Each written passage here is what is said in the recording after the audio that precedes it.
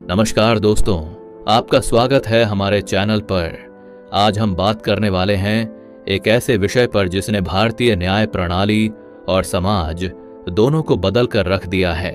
यह विषय है पब्लिक इंटरेस्ट लिटिगेशन, जिसे हम हिंदी में कहते हैं जनहित याचिका।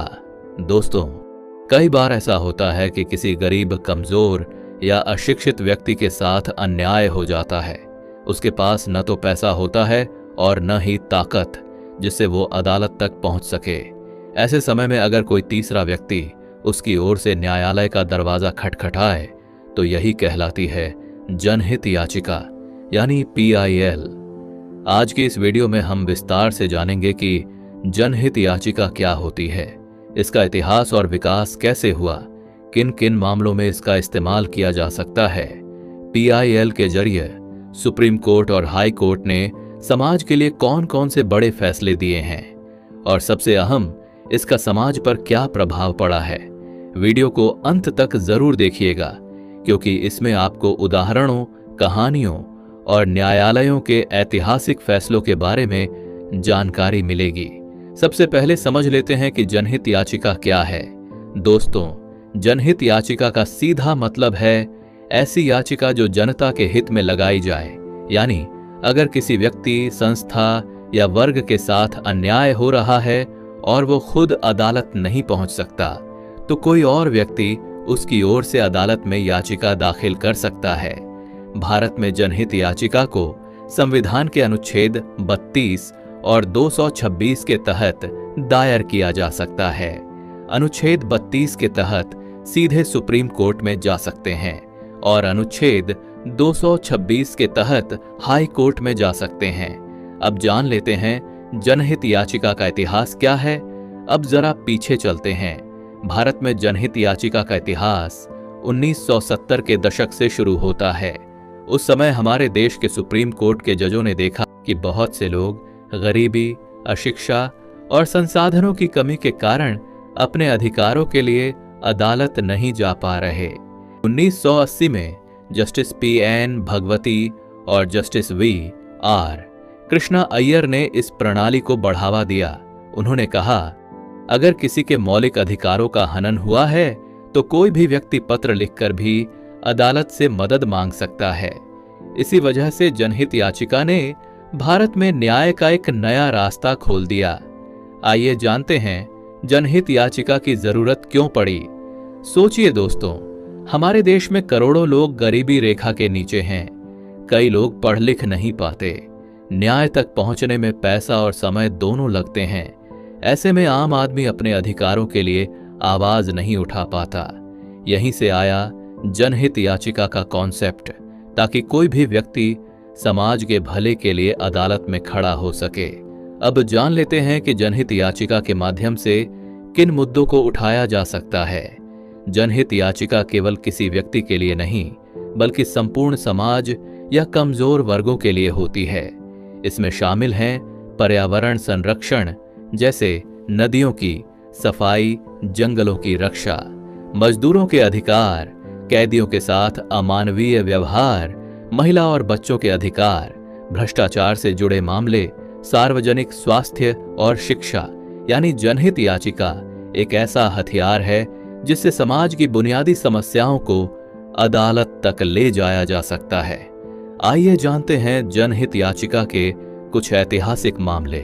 नंबर 1, हुसैन आरा खातून बनाम बिहार राज्य 1979। इस मामले में यह सामने आया कि बिहार की जेलों में हजारों कैदी सालों से बिना मुकदमा चले बंद हैं। सुप्रीम कोर्ट ने आदेश दिया कि हर आरोपी को तेज सुनवाई और कानूनी मदद मिलनी चाहिए। यह फैसला आम कैदियों के लिए जीवन बदलने वाला था। नंबर 2, MC मेहता बनाम भारत सरकार 1986 गैस रिसाव पर्यावरण मामले। इस केस में अदालत ने कहा कि पर्यावरण की सुरक्षा करना सरकार और उद्योगों दोनों की जिम्मेदारी है। गंगा नदी की सफाई, ताजमहल के संरक्षण, प्रदूषण नियंत्रण, सब इसी के जरिए शुरू हुए। नंबर 3, विशाखा बनाम राजस्थान राज्य 1997। यह मामला कार्यस्थल पर महिलाओं के यौन उत्पीड़न से जुड़ा था। सुप्रीम कोर्ट ने विशाखा गाइडलाइंस जारी की, जिसने महिलाओं को कार्यस्थल पर सुरक्षा का अधिकार दिया। नंबर 4, ओल्गा टेलिस बनाम बॉम्बे म्यूनिसिपल कॉरपोरेशन 1985। यह मामला फुटपाथ पर रहने वाले लोगों के पुनर्वास से जुड़ा था। सुप्रीम कोर्ट ने कहा कि जीविका का अधिकार जीवन के अधिकार का हिस्सा है। आइए अब देख लेते हैं आखिर जनहित याचिका ने हमारे समाज को कैसे बदला। नंबर 1, न्याय तक आसान पहुंच। अब गरीब और अशिक्षित लोग भी न्याय पा सकते हैं। किसी भी सामाजिक कार्यकर्ता, एनजीओ या जागरूक नागरिक की याचिका पर अदालत सुनवाई करती है। नंबर 2, सरकारी जवाबदेही। सरकार और प्रशासन को अपने काम के लिए जवाबदेह बनाया गया। कई बार अदालत ने आदेश देकर सरकार को तुरंत कार्रवाई करने पर मजबूर किया। नंबर 3, पर्यावरण और स्वास्थ्य में सुधार। गंगा सफाई अभियान, दिल्ली में सीएनजी बसों का आना, औद्योगिक प्रदूषण पर नियंत्रण, ये सब जनहित याचिका के कारण ही संभव हो पाए। नंबर 4, मानवाधिकारों की सुरक्षा।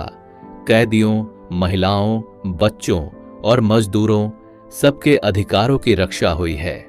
नंबर 5, भ्रष्टाचार पर अंकुश। कई घोटाले और भ्रष्टाचार के मामले जनहित याचिका के जरिए अदालत तक पहुंचे।